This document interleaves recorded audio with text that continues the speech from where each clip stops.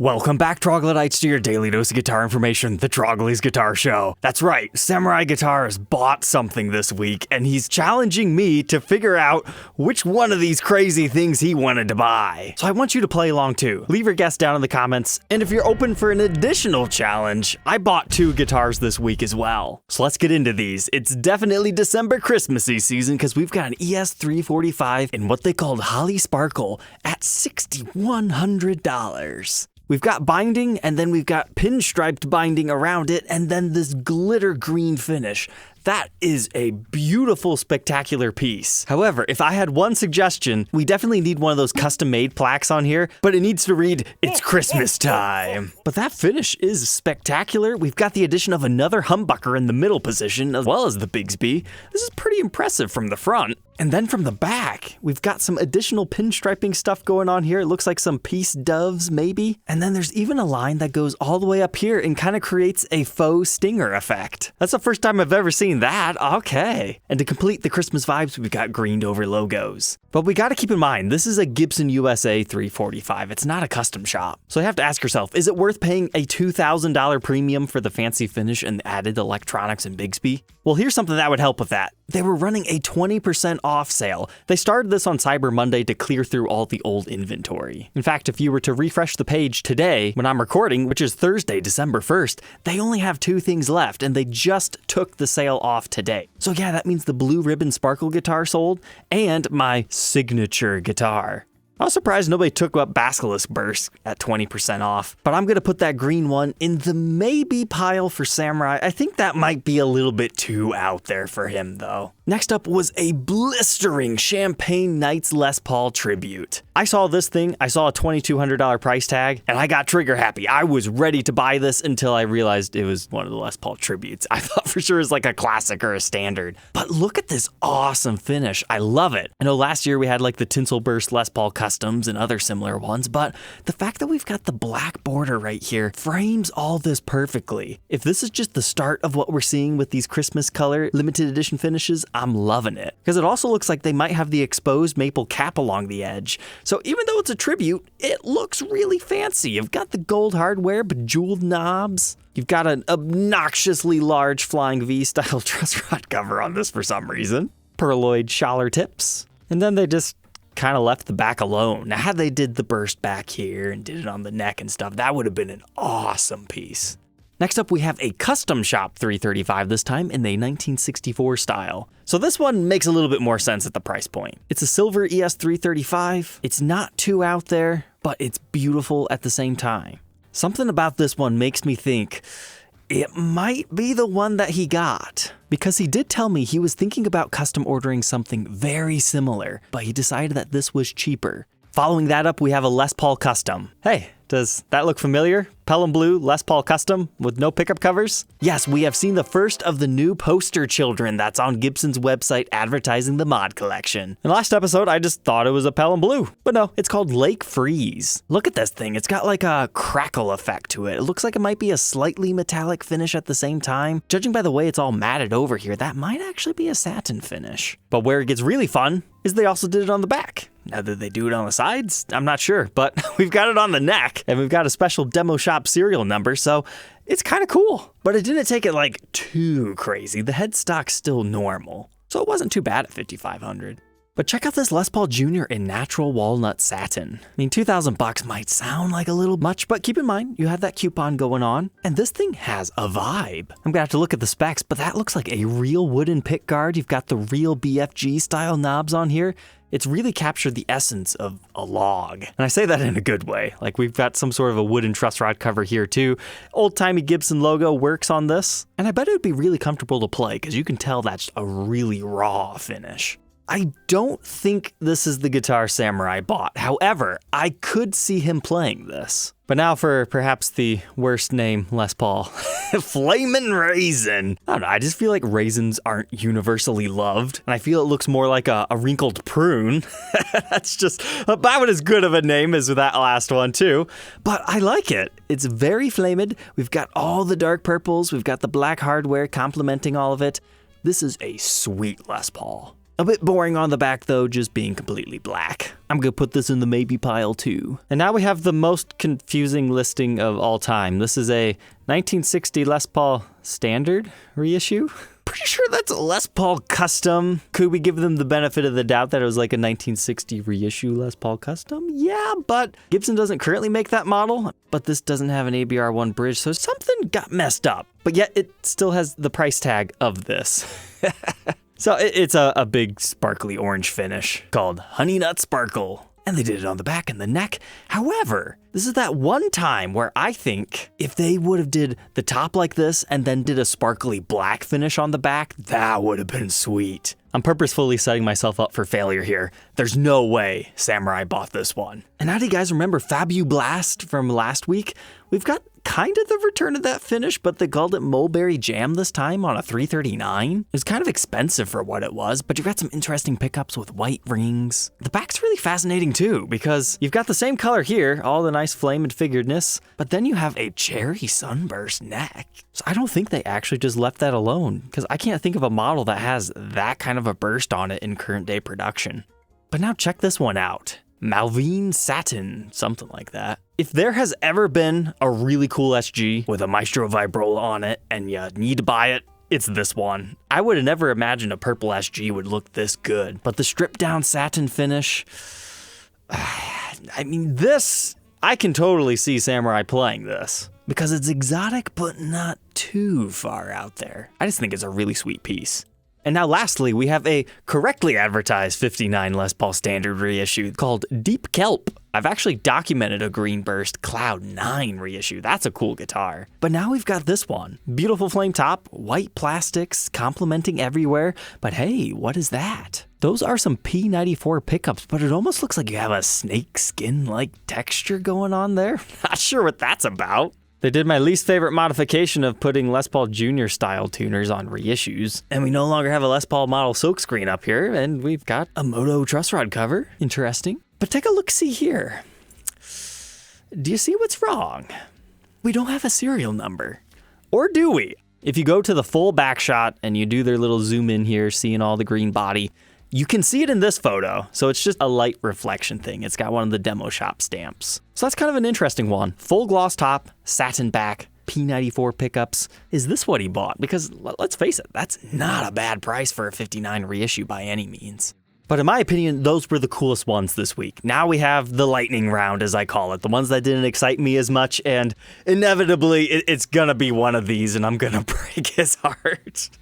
But there's a Les Paul tribute, Baked Chestnut. It's kind of cool. As far as the name goes, I like how it's got this angry face on here. It's like, meh, like you can see the eyes right here on the tailpiece. That's a pretty decent top for one of those. It's got some interesting vibes on the fretboard. Ambered over Gibson logo. Interesting color choices on the back. Okay, I guess that one wasn't too bad. He's got an interesting J45 50s original in Cheetah Satin. I was gonna say, I'm not sure where the Cheetah came from, but it's, the pickguard. I could see him playing that model and wanting to maybe custom order one.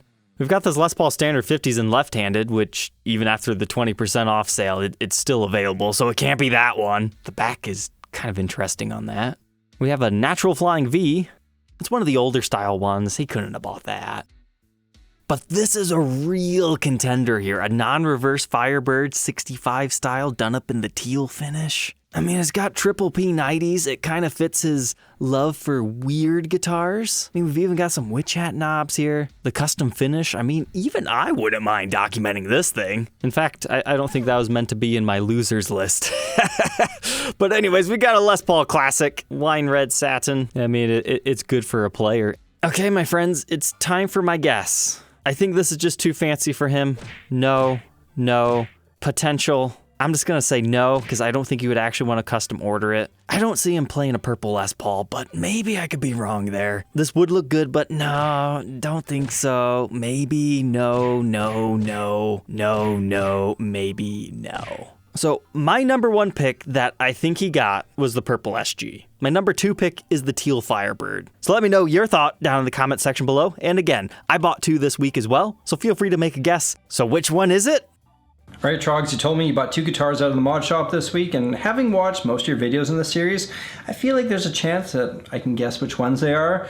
First of all, I know it's not the guitar that I bought, which is the Teal Firebird. Besides that, I'm a particularly big fan of the purple SG, as well as the 2 hollow bodies. It was my number 2 pick, of course. But now let's see, could Samurai guess one of mine? I think you're a guy who likes natural wood finishes, maybe. So I'm gonna go with the natural Les Paul Jr., or whatever that is, as well as the Flying V. Let me know if I'm right. Well, I'm gonna be sneaky. The next 2 reviews and demos will be the guitars I purchased. All right, in all seriousness, thank you, Samurai, for messaging me. I found that made this week extremely fun. But it's time to say goodbye to these ones and check out the demo shops. Lots of players grade stuff, like one of the 70s olive drab Vs, which are Gibson.com exclusives if you want them brand new. I think this one's almost $500 off, not bad for a couple of scratches. They also had one of their exclusive classics. Again, I think you'd save a little bit of money, but not a lot. They had a blacked out Les Paul Classic that also had the white pickup rings to blind you. But man, the black with the white looks so good. And if you agree with me, check out the early 90s Celebrity series. We had a couple of cool Mesa Boogie amps. Royal Atlantic, the M6 carbine head. Transatlantic, sounds like I'm going on vacation. Who names these amps? Maybe they're supposed to take you on a journey through their tones. But I thought I'd throw this Lefty 335 in here in vintage burst finish, but oh my goodness. This had to have been some sort of a custom order, because do you see what I see? You never see trapezoid inlays on a 335. You see the dots, you see the small blocks. The fact that that's a Lefty makes me think it was an abandoned custom order, or they messed it up, like this big scratch and they wanted a different one made.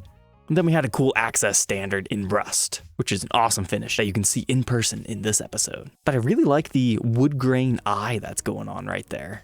Now, as far as things that sold really quick, we had the AMS exclusive olive drab Flying V. So this is the older one. Remember that one time the guy bought this and he got the new Gibson exclusive one that we didn't know about at that time? Yeah, that was a fun episode. The standard 50 sold. Uncovered neck pickup covered bridge. Never my favorite, but it almost works on this one. It's got a nice flame top and a complementing back. Someone thought this cabinet was a good deal, as well as this compact rectifier. It's always fun to see a 68 gold top reissue. Gotta love those crowns. If you don't understand why that's there, check this video out. And then I think I missed this one last week. It was a P94 equipped tribute. It's pretty cool. And now European demo shop side. They had a whole bunch of stuff. And we'll start with what I missed last week because I recorded it on a Thursday. They uploaded more stuff on a Friday. We got these vintage clocks, which sounds all good, but the way that's titled makes me think it's an actual vintage new old stock clock. So you gotta go down here and it says vintage style. So I think you can actually buy these in the US at like the Gibson garage or something. I just feel like almost $200 for a clock just because it looks vintage is a bit much, but it would look cool in the man cave. They've got 7 of those, so I think they sold about 3 of them. They have this one that actually has like the string packet instead of the blown up logo that we were just seeing. I'd say that one's a little bit cooler. I like seeing the dots so you can actually read the time. And then we got a couple of these glowing Gibson custom shop signs, as well as a different style one right here. As far as interesting guitars, this Tribute for about $1,000, relatively unassuming. The fretboard looks really dried out and not so good, but look at that back. Nice. Love it. It's like a warm, fuzzy blanket. Then we had this Gibson Hummingbird Studio Modern thing. Let's take a Hummingbird specs and put it on an ugly guitar.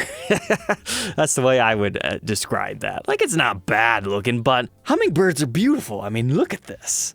And then look at that. It's got some fancy elements to it, but what I wanted to share this one for is, why is there a giant 2019 stamped at the back of this? Especially when the serial number says 2018. Like, it's pretty early in the year, so this must have been like an early production model for the 2019 year lineup. Maybe it was at a NAMM show or similar trade show, because new guitars used to be like new cars. The next year's models would come out towards the end of the year. So there's gotta be some sort of a story with this one, more so than just being in the demo shop. We had a Songwriter Deluxe. I mean, these guys always get the cool acoustics. Nice wood grain, but I wanted to talk about this one because it looks like somebody left a clip-on tuner over the Gibson logo or something and it discolored it. But no markings are visible on the back. This Explorer Custom, I know we see these things all the time. In the Black Friday sale, we saw a whole bunch of them, but what makes this one special is it's from 2019, so it's a little bit older. This was a screaming deal on a 60th anniversary, but I read Bolivian, and then I remembered because I just recently watched my old NAMM show video. Man, I cram-packed so much information in that, and I'm glad I did because most of that stuff has just been lost to time. So check out this video if you need to view a beautiful guitar and freshen up on their history. But Gibson uses Bolivian rosewood and regular rosewood to kind of help ship things out of the country.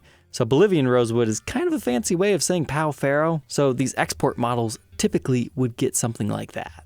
There's a Les Paul Classic that had a beautiful plain top. Studio T Firebird, don't see these as often anymore. A 50th anniversary Thunderbird bass.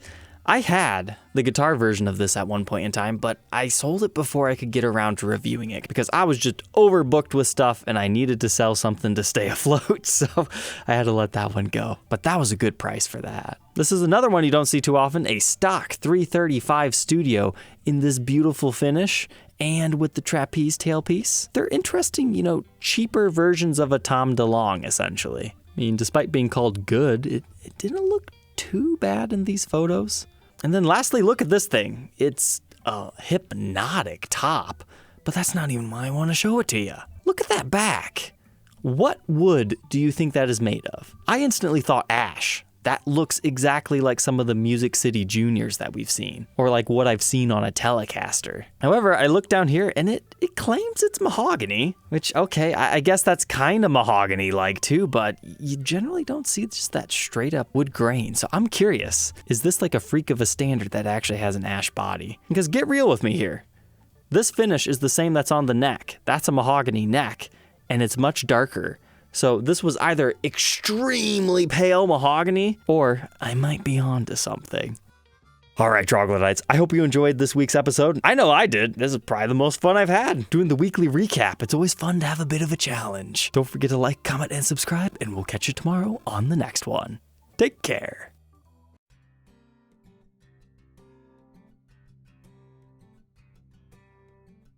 If you enjoyed tonight's episode, maybe you want to check out what the Fender Custom Shop's doing. Click here.